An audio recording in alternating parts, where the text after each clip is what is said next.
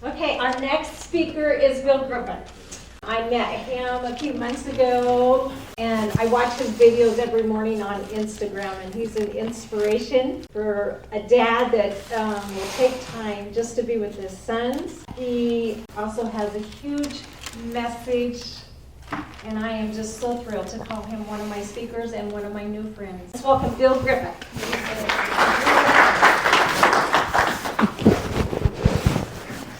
All right.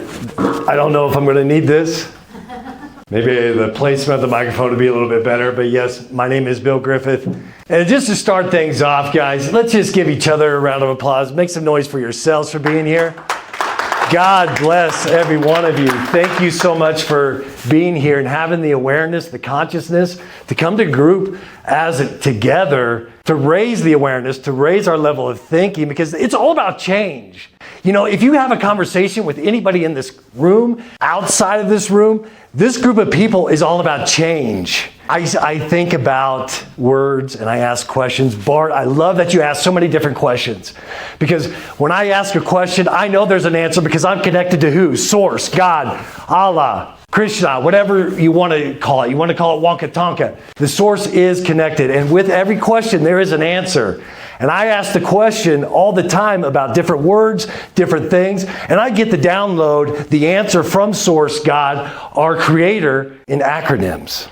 So I'm going to be talking in acronyms. When I was coaching college football, sometimes they would be called Griffisms, because my last name is Griffith, so it'd be Griffisms.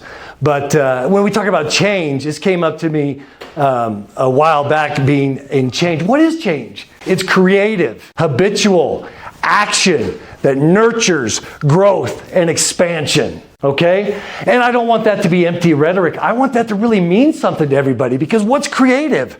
Something outside of the box, not running a program, because what are we usually doing? Running a program, something that's normal, something that feels right. What the hell is normal?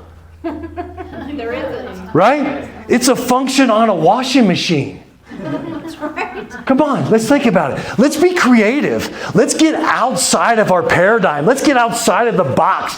There's limitations that we've been put on, that society puts on, the government, whatever the hell it is, let's break through it. We have all the capability to be creative in a daily and every moment. Habitual. Make it a habit. Make it a habit to be great. Make it a habit to be clean, to be clear, be connected to Source. Make that an everyday ritual, because what's a habit? Something you cannot do without just doing it. You don't even think about it. Well, instead of doing drugs, instead of doing alcohol, instead of having those impure thoughts, let's make that change. Let's be creative and do something abundant with love and light and the action, right?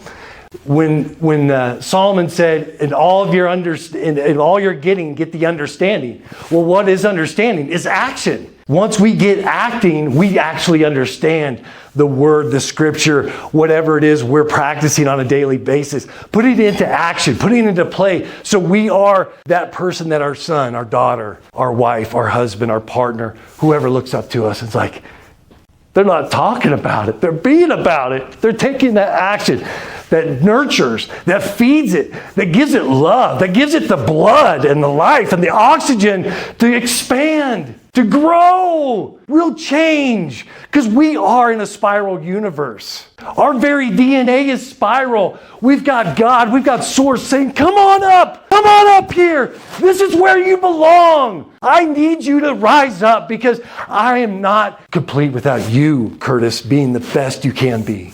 Donna, the universe isn't complete without you being the best, without truly being the change. Now, I had this talk and this speech in my mind for months, for years. And this is not how I expected it to start off.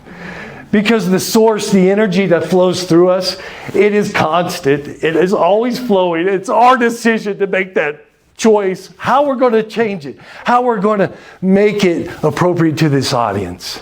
Because I want to talk about change. Obviously, you heard my first acronym. I like it. I thought it was pretty good. But in talking about change, one of my favorite quotes with Einstein made a great observation. The significant problems we face in life cannot be changed by the same level of thinking, the same mind that created that problem. What the hell does that mean? Change your mind. right? Reprogram yourself. By the time we're 35 years old, the body has become the mind. By the time we're 35 years old, we have all these programs, these beliefs that we think are real. It's an illusion. I lived in a dark place for so many years. I had addictions to drugs, to alcohol, depressive thoughts, suicidal thoughts. Because I was living in a dark cave, I thought there was no way out. Help! I was talking to Lonnie earlier and I said, oh my God, I was 21 years old. And I was talking to a college roommate of mine. I was captain of the college football team. I'm a big guy. I'm going to be on the radio. I'm going to do all these things. I'm just big time. Hey man, I got to quit drinking. I got a drinking problem. He looks at me, he's like, well, you can't do that. I can't do that. He can't help me. Talk to my parents. I've got a drinking problem. I need help. They couldn't help. They couldn't help at all. Because they're battling their own demons. They're already running their own program. So at that early age, that soul, that higher self of mine was trying to poke through, was trying to say, hey, lift up. There's something greater for you. There's something greater for you. But I went the wrong way. I looked outside of myself. I think this microphone's dead. But I think you guys can hear me okay, correct? Can I hear a yes? Yes. Thank you guys. I love interaction with you all. God bless you all. And in talking about our higher self and that soul, that's where I found is going within. And when we don't go within, that's a sin. That is a sin. But for so many years, so many times, I was trying to go outside of myself. And I was living by my senses, what I see, what I smell, what I touch, what I taste. I was living by all my senses, not my higher selves, my higher faculties that God has given us. And I had a lot of accolades. I did great things. I was, like I said, captain of the college football team. I was homecoming king. Huh. See? Pronoun. Whatever it is.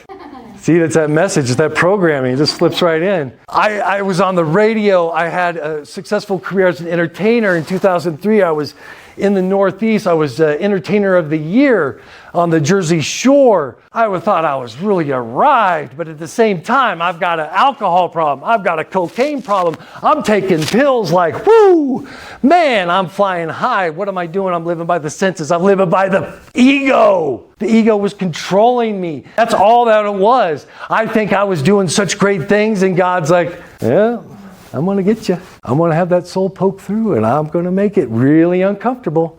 And he did. By the time I was 39 years old, by this time I'm married. I have 2 boys and everything, what I think is good.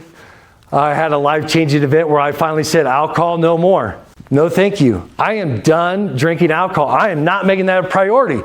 My sons today, they say, Daddy, why don't you drink alcohol? I said, son, doctors would call that a problem I had. They would call it a leaky pee-pee syndrome. What's a leaky pee-pee?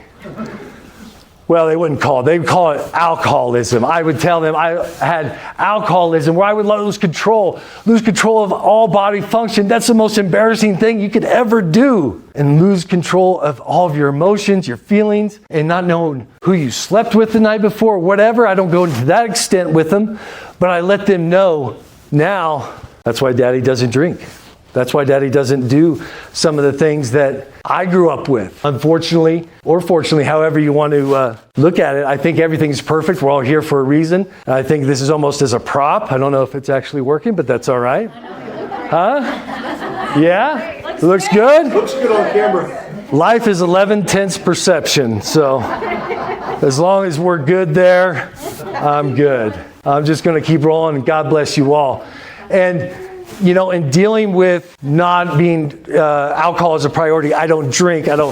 I'm just doing everything I can, showing up. I'm 39, 40, 41, 42. Man, I'm just showing up. I'm being a dad. I'm working 4 or 5 days a week. I'm making over $100,000. I'm coaching privately for a former player of mine, and I'm making all kinds of money. We're making strides. We're going to start an NFL agency. I'm going to be the representative to NFL players, and everything's working out. Man, I'm climbing the ladder. Everything's great. But we missed the deadline. We missed the deadline to start the NFL agency. Why? There was something holding me back still. What I had not told a lot of people, and currently my wife at the time, technically she still is my wife, that's another story. We don't have time for that. But in dealing with that August of 2020, I started an addiction and a battle with a pill, with an evil called fentanyl. And I've battled through everything. I've gone through any and all kind of drug addiction, but this one battle, I'm here to tell you guys, it's something that is my mission now, to educate people how harmful this drug is. I'm thankful to be here. I'm very thankful to be here because I've never had something, thank you. Thank you so much, because I've never had something physically attack me the way it did. Dreams of killing people, dreams of demons, visions of demons. The scariest moments of my life was because of this drug. Because what fentanyl does to you, after the second to third day, your body starts going through withdrawals. And if you don't give it the medicine it needs, you're going to go into shock. And April 20th of 2021 was the third day I had not had fentanyl in my system. Putting my son to bed April 20th, 2021. I was telling Bart this story last night. He looks at me and he says, "Daddy, how do I know you're going to be alive and you're going to be my papa when I have kids?" Oh, man, right between the eyes. Boom! Just hit me. Right? Right then and there, I knew it was the third day. I knew it was the third day I did not have fentanyl in my body, in my blood. I knew it was going to be a rough night. But I knew right then I was never going to do fentanyl ever again. Absolutely not. Thank you. So from that moment on, the rest of the night was pure pain, was pure nightmare. For 2 hours straight, my wife watched me go through what looked like, I would say in my mind, for 2 hours straight, a person laying on their back with a defibrillator on them, basically going through shock for 2 hours straight. And I'm probably being a little nice in saying 2 hours because it felt like an eternity. It felt like a lifetime. And I became the observer of that situation. And I was telling Bart last night, you know, I think that moment right then is when I knew my wife was leaving. Because I was scared. And your body is going through convulsions that you cannot control. It's a scary time. Fast forward 4 months later, as we've gone through what seemed like a hellish time. You know, I'm trying to come back. I'm still working all the time. I'm trying to be a dad. My brain is fried. I don't know what the hell's right or wrong. I'm getting mad. I'm just being an asshole. Plain and simple. But I can't help it. This drug had taken my soul away. It killed me. It truly did. I'm coming back from work August 7th, 2021. I get a call. It's my wife. "Hey, I hadn't heard from you all weekend. How we doing? You know, I'm coming home. I just got paid that Friday. I think she should be happy with me, right?" "I'm leaving you," she says. "I'm taking the kids.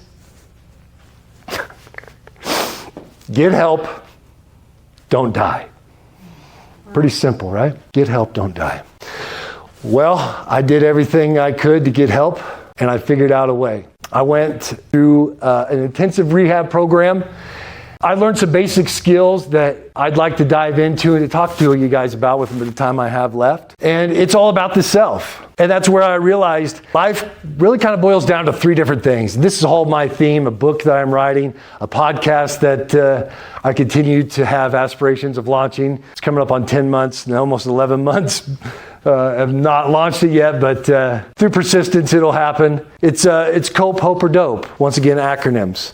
What's a coping skill? Creating opportunities in present events. Because what do we have? We only have the now. We only have the eternal now. If we're not creating opportunities in the present event, what the heck are we doing, right? So what I've created is some different techniques, whether it's breathing, yoga, my diet, exercise, that helps me alleviate any kind of depressive drug addiction, suicidal thoughts, whatever it may be. Because once I found out I was never an addict, I was a depressed little boy that went through some painful stuff. I don't want to get into it because I've given enough energy to this lower feelings and these lower addictions. You know, as Emerson said, the only thing that's going to grow is what you're giving energy to. So I want to give some energy to something a little bit more positive, something a little more uplifting. And the most uplifting part of COPE, HOPE, or DOPE, guys, I believe, is the hope. And it's not hope as a beggar, hope as a wish, because if you look it up in Webster's and see what the hell's hope, Hope is wanting something to change. So if I want something to change, I want to write it down on a piece of paper. I write down, I want to weigh 220 pounds. Okay, I want to look like Bart. I want to look sleek at 220, right? I pick up that piece of paper a year later, what the hell? I still got a one and it's still 220 pounds. I haven't reached that goal yet. So what I feel is hope is healing observations in pursuit of everything. Healing observations in pursuit of everything. Once again, taking the action and taking those actions from source.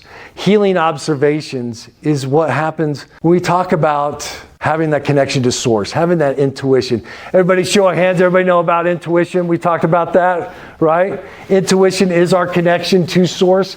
We all have that Wi-Fi signal. We all are connected to source. But once we ask, once we really pray to our God, what do? We turn that Wi-Fi signal off a lot of times, don't we? We got to quiet our mind. As Paul said, when we pray, be not of this world. What does that mean? Go off in outer space? No, change our consciousness, change our awareness, change our state of being, and not be of this present moment. Don't be in that depressive state and say, God, please make me happy. I swear I won't do anything ever again. No. Be that person. Become that ideal. Become that abundant, happy, loving person, because that's how prayer works. The thoughts are electrical. Our emotions are magnetic. We are a magnet. We are attracting to our lives what we think and what we feel on a daily basis, whether we want to believe it or not. The power's always running through. It's our obligation, it's our duty to make sure we're changing that information, that positive power, into something great, into something that's going to nurture growth, that's going to nurture that expansion. In healing observations and pursuing everything, I believe it's all about the meditation. We can call it prayer, whatever. I do silence my mind. I put my brain waves down into a lower frequency so I can put my body to sleep and reprogram my subconscious, the cerebellum, the back of our brain. Sometimes in the back of our brain, we feel a little tingle, that's our neurons, that's our old past memories changing. You might feel a burn sometimes. When I was going through intensive rehab, I had a sensation of burning for months. I was like, what the hell? I'm losing my mind. I was. Totally. But it's the mind I had to lose. It's the mind I had to lose to become the change, to become the person to lift up, to become that spiral up towards our source. The dope, once again, I don't like to talk about lower level frequency stuff, but dope is destroying optimism that's purely evil, And that's honestly how we've been programmed to feel in that situation, feeling down and out and making excuses, being a victim. Are we going to be a creator or are we going to be a victim? Because amateurs compete and they victimize. Professionals create. Professionals uplift each other, uplift themselves to a higher frequency, to a higher level. As we talk about cope, hope, or dope, guys, and I put this thing into a landing, tie a bow on this, I do appreciate your time in hearing my story and hearing how I've changed my life through these, what I feel is simple and easy ways of going about life, because it is work. It's easy to be an addict. It's easy to just do whatever is natural or feels that normal. As we know, normal does not really exist. It's constant work. It's constant effort, but it's worth the work. As I was working with a client of mine, and I was talking to his wife, he has rheumatoid arthritis. And I was talking to him and her about, well, you can have the rheumatoid factor in your blood, but not suffer any of the side effects. And he's like, no, I've got the side effects. No, I got it. I was okay, well, how's your diet? We talked about the diet because I think that's huge. The body is the temple. And he's like, I changed my diet for sure. I notice it when it's not, when I'm not staying on point with the diet, I notice it's really, not as good. My pain definitely raises. Okay, so you watch that. And I was like, well, what would you think about any breathing exercises or any type of yoga or stretching? Because the body is the temple, and the body is symbolic of every feeling, every emotion that we do have. You know, he kind of looks at me and he's like, why would I do any of that crap? I'm like, oh, okay. You know, so sometimes people aren't going to hear this message. Sometimes people aren't going to hear your message. But that doesn't stop us from being the change. I encourage us all to keep this high level of consciousness, this high level of awareness, to become the change that we're all deserving, and that we're all spiraling up to a higher frequency. Thank you, and God bless you all.